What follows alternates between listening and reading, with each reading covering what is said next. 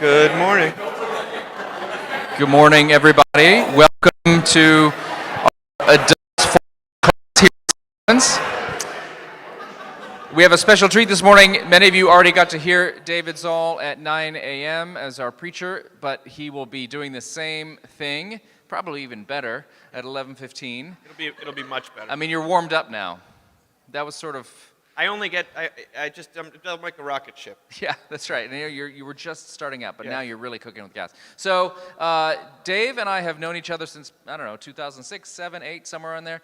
Dave's dad was the dean of the seminary when I was studying there, and David's brother John was trying to cobble together enough credits to graduate. And so I've known him for a while. And after I graduated and Dave went on to do...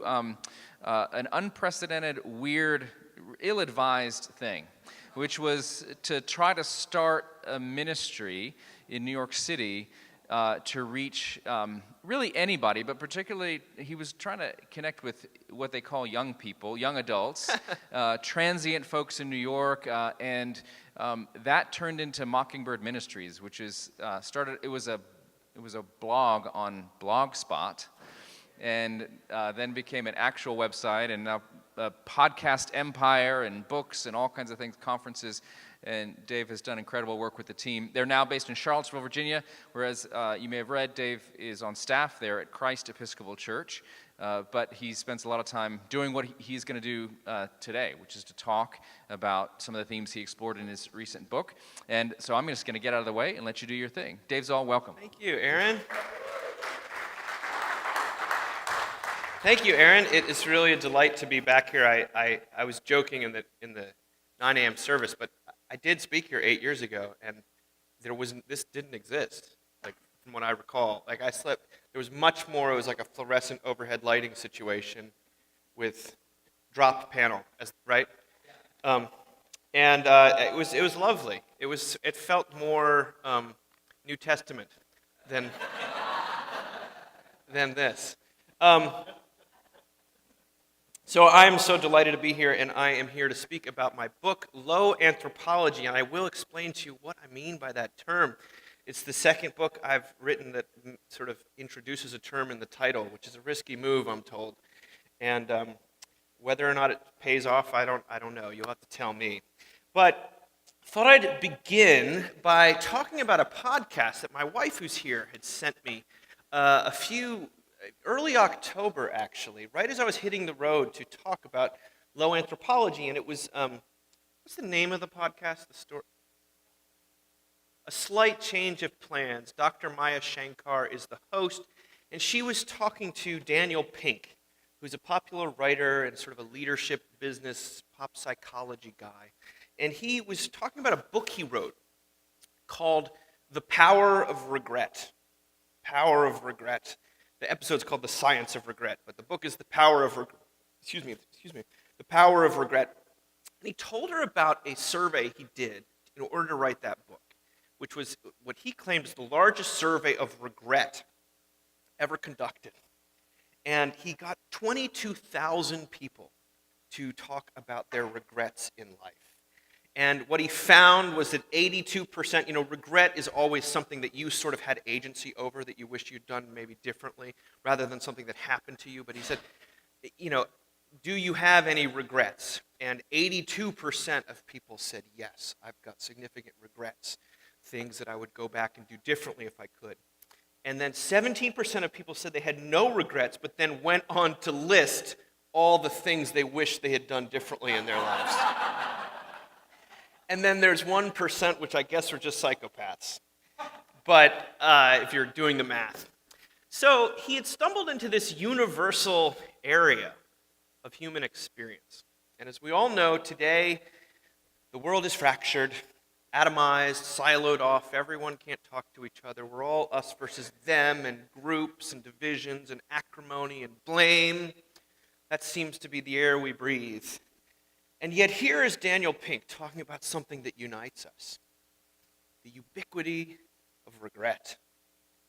So he listed a bunch of interesting findings there, and one of the findings that I found most interesting is that in your 20s, you regret actions and inactions in equal measure.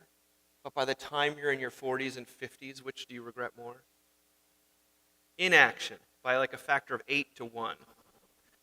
So, and he breaks them down into various types of regrets. There's boldness regrets, and there's moral regrets, and the most common regret is connection regrets, which are sort of not spending enough time with your grandmother or with your children or something like that. There's sort of common things. There's foundational regrets, which are like, I wish I'd saved more money, something small. I wish I'd eaten better.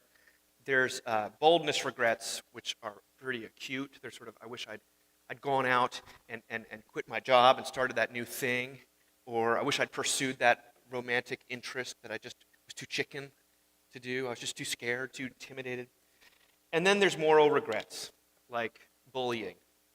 I regret being mean to my younger brother, for example. Now, when I talk about regret, I'll go first. I told this yesterday. I didn't even know I was going to do it, but my younger brother, I was terribly mean to him during our teenage years. We moved around a lot, and I was a sort of on top of adolescent sort of rebellion and anger. We were uprooted a ton, and so I directed all of it at my younger brother, who was 3 years younger than me, and like fiercely, like beating him up, not like cute, or vulnerable. It was terrible. I bullied the hell out of him, and he wrote his college essay about it.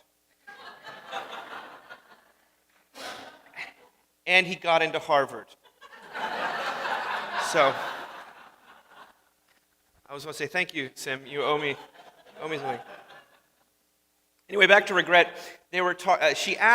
Dr. Shankar asks Daniel Pink, she said, you spent 3 years just marinating in the regrets of the universe, and a lot of them are very heart-wrenching things. And she said, are you depressed? How are you doing? You all right? He said, well, the strangest thing is that I actually am the opposite of depressed. I've never felt less alone or more connected and compassionate towards my fellow humans. And you'd think the opposite would be true if you discourage, gosh, there's so much pain out there. But he grew up saying that he had witnessed a lot of bullying. Of course, he wasn't the bully himself, but he had witnessed the bullying and then not done anything about it. And he thought he was the only person who struggled with that sort of regret, not having courage when he was on the playground in 4th grade. And he said, it turns out a lot of people felt the same way. Guess what the number one regret, by the way, of college-aged Americans is, or college-educated Americans is? It's not marrying the wrong person or taking the wrong job. It's not studying abroad. He was like totally taken aback by how many people in their 60s and 70s were still thinking about how they wish they'd spent time in another country. Anyway, that's a completely different story. So leave Waco immediately. So he'd found this negative emotion, and regret is apparently the second most common negative emotion we express. I don't know how you measure that, but it's a very common emotion. And this was actually a doorway into compassion and unity and good feeling rather than more shame or loneliness. So bear that in mind. If I had been together enough to this is a bit ironic actually, to put up a cartoon. There's a cartoon I mentioned at the beginning of this book, and it's sort of the motto or the emblem of this book. And it's a picture of people on a crowded city street, and there's men and women, and there's old and young, and there's people of different, backgrounds and ethnicities, and they're all going in different directions, and they look kind of stressed out. No one's talking to each other. And they all have thought bubbles coming up from their heads, and they're thinking the same thing. Now, if you haven't read the book, what do you think they're thinking?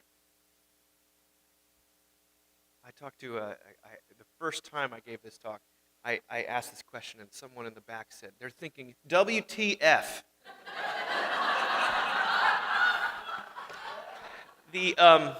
What they're actually thinking is the following: all these people really seem to have it together, and I still have no idea what's going on. Yeah, I don't have it together enough to get you a slide. But all these people really seem to have it together, and I still have no idea what's going on. They are united not in the direction they're heading, not in their background or experience. They are united by their confusion, their disorientation, and the feeling that they are alone. What's this called when you feel like everyone else has it together, but you don't? What, shame? Close to it, but I'm looking for something that starts with an I. Imposter syndrome. Imposter syndrome. It's a very common syndrome to the extent that I think it's universal. I've talked to a lot of college students over the years. They all think they're the only one struggling. They're the only one who doesn't have it together. Only one that doesn't belong in the program. I talk to medical professionals, and they tell me, like, actually so-and-so has a lot more training than I do. I gave a sermon about this, and this lady we have a 7:45 service, not a 7:30 service at Charlottesville, and the most put-together woman there is the most intimidating lady, and you always duck when she's leaving because you wonder what sort of double-edged comment she's going to give you about your sermon, and she's lovely, but she was one of the first tenured female professors in the STEM faculty as a physics professor. And she told me, after I preached about imposter syndrome, she said, "David, thank you for that sermon. I have lived the last 35 years hoping that no one finds out that I did not pass one of my prereqs for my PhD program, that somehow it got misentered in the system, and it was before anyone could check, and I slid through. And I always thought that if people knew I'd have my PhD withdrawn, and that everyone would know I'm a fraud." And I said to her, "You told the wrong guy."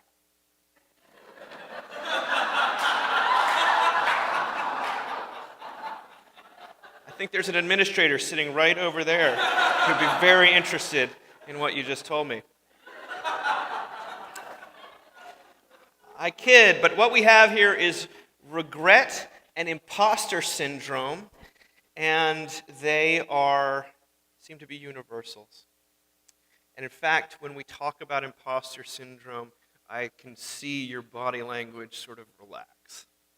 It's amazing how nice it feels to know that you're not the only one making it up as they go along. No, that's the universal experience, I think, of human life. Now, I say this all by way of introduction to low anthropology. What do I mean by anthropology? I'm not talking about the classes you can take at Baylor, about community formation in the Australian outback or something like that. I'm talking about the way that theologians and philosophers use the word anthropology, which is as a shorthand for your operating view of human nature. A shorthand for your operating view of human nature. When you say the phrase, "I'm only human," what do you mean by that? Everyone has an anthropology. They can be really optimistic and sort of sunny. They can be nihilistic and cynical and dark, but they can't be non-existent. We all have ideas about what people are like, what they're good at, what they're not good at, what they're capable of, what they're incapable of, and these presuppositions, these assumptions, play into our expectations of other people and of ourselves. It has a huge impact on our happiness, to say nothing of our relationships, our jobs, our politics, and of course, our spiritual lives. Now, for the sake of this book, I chart anthropologies on a continuum of high to low. On the high end, you have the sunnier, grandiose visions of human potential. And on the lower end, you have the more sobering, shall we say, view of humans. Don't bring the word shame in here. You have the more sobering, and you might say, human beings as fundamentally limited and in need of help. Help from one another, and ultimately help from God. I'll give you two examples, because what's ground zero for the proliferation of anthropologies? It's not sermons, actually. It's graduation speeches. Anytime you go to a graduation speech, you will run into a lot of different presuppositions about human nature, about what the good life is, what it's worth doing in life and how to get there and what's possible and what's impossible. I'll give you two examples. In 2005, Steve Jobs, just before he enslaved the entire human race, he that was 2011. He gave a speech to Stanford graduates, and he told them, he said, "Have the courage to follow your heart and intuition. They somehow know what you truly want to become." Sounds inspiring, right? Sounds nice. A couple years later, Anne Lamott that's the high end of the Anthropology.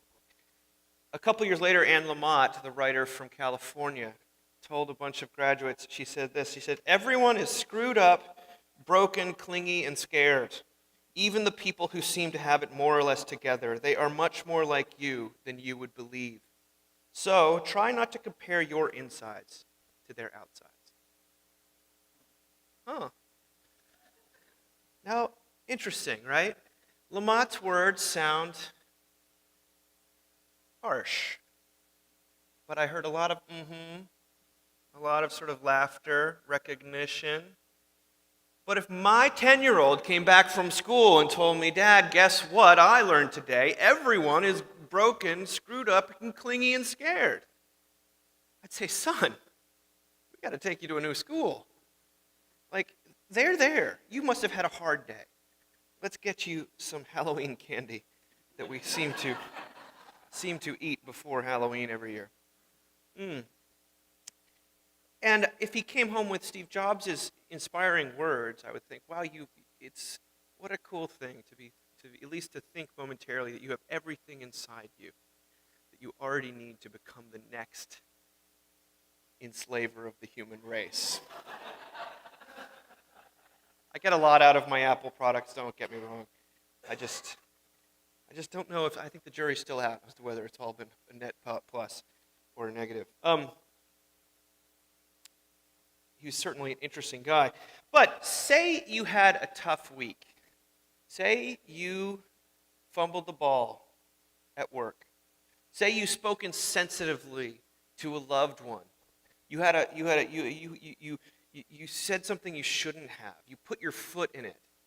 Lamott's description might all of a sudden strike you as more accurate. You might feel recognized by her words and frankly a little burdened by Steve Jobs' exhortation because you're no longer 22, you're 43, or you're 65, and you don't always like where your intuition has led you. And you seem surrounded all the time by people who looks like were given much better intuition than you. They sure married the right person. They sure made the right career move. They understood that you invested in Bitcoin, at the right time. I don't know what it is for you.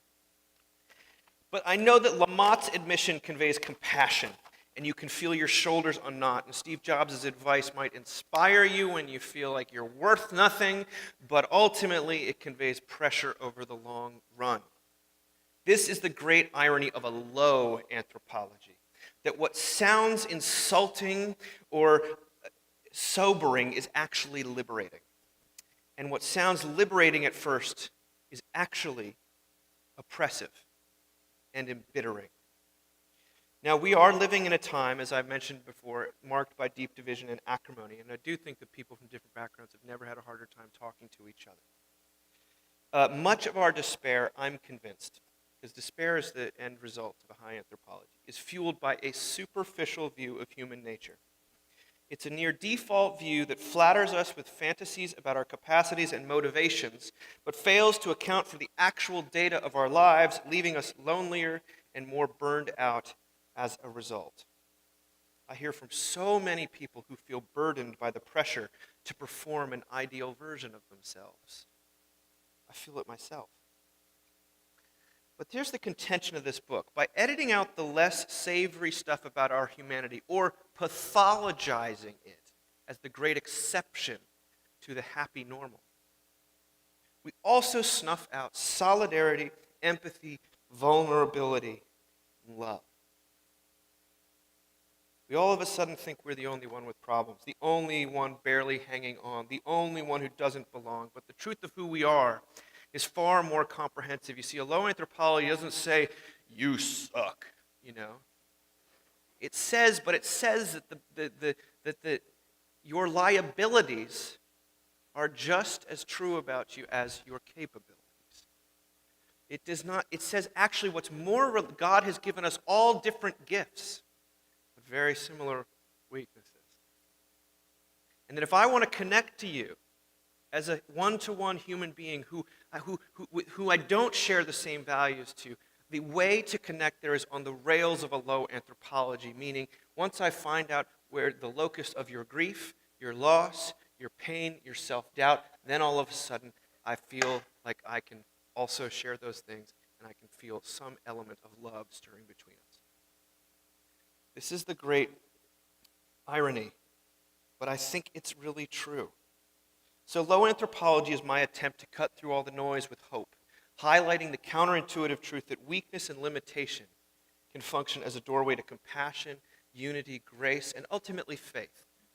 Ultimately faith. I find that if you want to communicate anything approaching grace, by the way, you must begin with a low anthropology.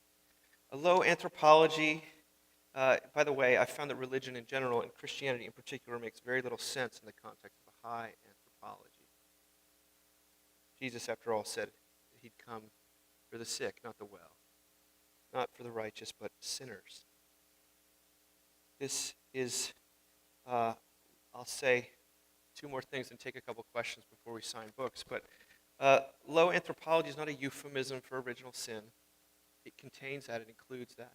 I break it down into three categories. I talk about limitation, that we cannot know it all or do it all, despite Madison Avenue's and Washington's understanding that we can do it all, and that we can be completely certain about everything. It understands that people are emotional creatures, conflicted and doubled is how I call it, that we are not simply just rational creatures making reasonable decisions, but that we are all tied in various knots motivation-wise. And if you want to stand a chance of loving another person, you must know that they are not simply a free agent. Why do you keep chewing with your mouth open when I've told you 300 times not to? Why do you keep arriving late when I've said my time is valuable? Well, could it be that that person is tied in knots just like you are? It's just that your knots have a way of dictating everyone else's behavior, and theirs have a way of making everyone suffer their own misbehavior. Anyway, that is beside the point. But the third element of low anthropology, yes, is an acknowledgement that there is a dark side to human nature. That there is something about my sons in the back of the car that sometimes actively want to inflict pain on one another. And again, if you don't have some allowance for that fact, you're going to be baffled by history. This does not, or yourself. This is not a shame-inducing or defeatist understanding of human nature. What's shame-inducing and defeating is the idea that you can know it all, you can do it all, you just haven't pulled it off yet. This is, I think, an open doorway to love, and I think it's obviously a Christian anthropology, a biblical anthropology, an Augustinian anthropology, however you want to say. So that's my pitch for the book. I think it's the best book ever written by...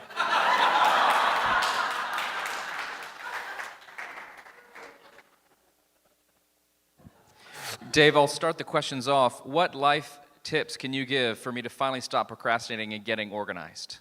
Just kidding. What questions do y'all have for David Zahl? Hold on, let me give you the mic for the online people so they can hear you. Okay. I don't have a question, I have a comment. So I'm sitting here thinking, this just sounds like 12 steps. This sounds like a recovery program that says if you know who you are and where you begin, then things are possible. I don't know if that was any thought in your head or if it's any place.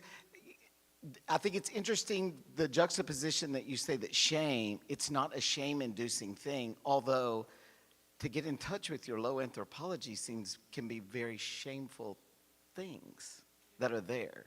Yes. I don't know what your comment on that. Dave's never heard of the 12 steps. Shame is usually the feeling that I'm the only one who is like this. and everyone else is better. I think shame enters the equation when, and by the way, I find that the vast popularity of books about vulnerability, including Brene Brown, it's all come out of Texas, oddly enough. I find that generally a good movement. And it reveals to me a vast hunger for people who are struggling under the burden of perfectionism. Perfectionism is always a high anthropology movement, of an internalized high anthropology, and that it's generally a good thing. I often feel it doesn't go quite far enough, the sort of vulnerability movement, because it's become almost like a curated vulnerability. Don't be vulnerable, but not too vulnerable. Yes, the 12 steps is the great archetype here, which I think is the 12 steps and the church at its best. You find it in a church sometimes, like St. Albans, but I would call the 12 steps as a community of limitation that is remarkable in its transformation. So people hear this and they say, oh gosh, you're negating the Holy Spirit or the transforming power. But the most transformative communities are always the communities where you're not putting on airs.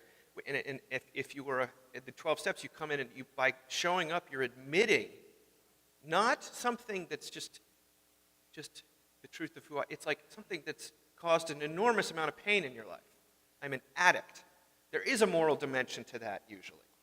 And it's not something you want to do. And yet the admission of it, the shared, and that you never graduate from.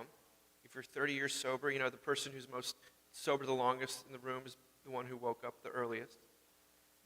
Like, those tend to be the most transformative communities you've ever seen, full of service of other people and helping those who don't deserve it in a sort of Zacchaeus Jesus style. So yes, I use the AA as a great and wonderful archetype and example to draw on for inspiration.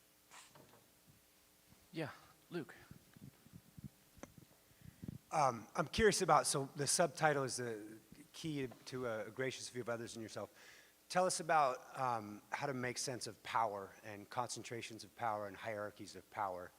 I read your devotional and with Pastor Aaron's sermons, this is a theme that comes up a lot, but I'm always baffled with how do we balance being gracious with others, but also living in a world where there are hierarchies of power and there are stratifications, there are students that get A's and students that don't. There are people that get into Harvard and people that don't. Mm-hmm. How do we make sense of power and being gracious with others? It's a really good question, and I can't say that I have the definitive answer outside of saying a low anthropology follows the same movement as the gospel, which is the move towards the powerless. And it is skeptical power structures in the sense that they have a corrupting power on a human spirit that grabs hold and won't relinquish and uses power at first for the sake of others and then slowly, almost always seems to inflate itself into a self-serving mechanism. So a low anthropology, the way I talk about it in terms of political structures is I try to advocate for, given the immense blind spots of human nature, power needs to be shared as widely as humanly possible. And so the goal of any power structure worth investing in is one that is, this is why I think democracy is generally good, or it's a great option among some. But to share the power is a check on the blind spots of humanity. That to do what we can to address limitations, to compensate for doubleness, and to combat or limit the dark side of human nature. I think these things are really important. So I would sort of ascribe to a skepticism that's not absolute skepticism, but of power structures that this is why they're always in need of reform and always in need of new people. Like, I'm in favor of term limits, and this is, I don't shy away from politics. I don't skew. There's reasons why progressives love low anthropology, and there's reasons why conservatives love it, and there's reasons why they both hate it, So I try to make that clear in the book. This doesn't actually skew, doesn't reinforce one party. But I think that power is one of the great questions. The greatest systems we tend to build are the ones built on consensus, I think, because by our limitations, being limited by our own perspective and context, I need other people to know what their life is like rather than my own. So that's a low anthropology view. I use the example of the scientific method in the book. Francis Bacon, the English scientist who developed the scientific method, upon which all of our progress is basically built, Western scientific progress. And he believed deeply in a low anthropology. He believed in actually total depravity. And he was a Calvinist, an English Calvinist, and he thought that given how fractured and fallen the human reason was, we needed as many people as possible to do the same experiment to try to disprove one another and move forward as slowly as we possibly could. The result of that has been all of the progress we've ever made, basically. It hasn't been located in one single person. So how people want to extrapolate out from that, I don't really know. But the power question is a big one. And it's usually, it goes wrong so often that it cannot help but reinforce a low anthropology in my mind. We got one more, then should I sign some books, Aaron? Yeah. So there's a lot of people at this church, including myself, who kind of fall in the ex-evangelical category, where we've come out of church traditions that have a very high anthropology and maybe still love a lot of people in families or close relationships who still ascribe to a high anthropology. How do you have suggestions just for navigating those relationships that are fundamentally starting from a very different understanding of the gospel? That's a great question. So the problem with, I try to address this, and there's a chapter about low anthropology and religion. And what happens is high anthropology and religion tends to ruin people's lives. And what it is not actually, what I would call is selectively high anthropology. We pass a lot of churches in Texas, oh my word. And every one of them are singing songs about forgiveness and love. I guarantee you would go into any church in here and you would hear about the blood of Jesus shed for sinners. And where people depart is once you become a Christian, then it becomes, your anthropology raises. And it becomes a sort of a ladder. And that is where people feel baited and switched. They feel, why are these Christians who are supposed to be great treating me so terribly? Why am I not seeming to get better after all these promises I've been made? And that sense of betrayal, and it actually, I think it actually borders into real abuse sometimes. So I would say that it's a problem of selectively high anthropology and not a high enough view of the Holy Spirit. Because a low anthropology, in the way that we're trying to talk about, actually produces a high Christology. So the smaller I see myself to be, the larger I see God. And it's my reading of the saints of history is that as they left this earthly realm, they did not leave thinking they had contributed meaningfully to the project of God in the world. They were actually more convinced of God's goodness and God's greatness and God's maybe unfathomability and God's mystery and their own dependence on God rather than that they'd sort of increased. And so I think that that's very much a true thing. I think that when religion embraces a selectively high anthropology, it just devastates people. And yet it is so common. And this is also where talk of original sin is helpful. Because what you do in certain backgrounds, you have people grow up thinking they're a worm and that they're not worth anything and that they have nothing of value to contribute. In that case, you do need some Steve Jobs in your life. And you do need to be told that you're created in God's image and there is a divine spark, and let's try to nurture that. Because I think some people truly have internalized that. I don't think they're graduating from Stanford all the time, but I think that that's supposed to be funny. There is a place, and there's sort of something about the stages of life.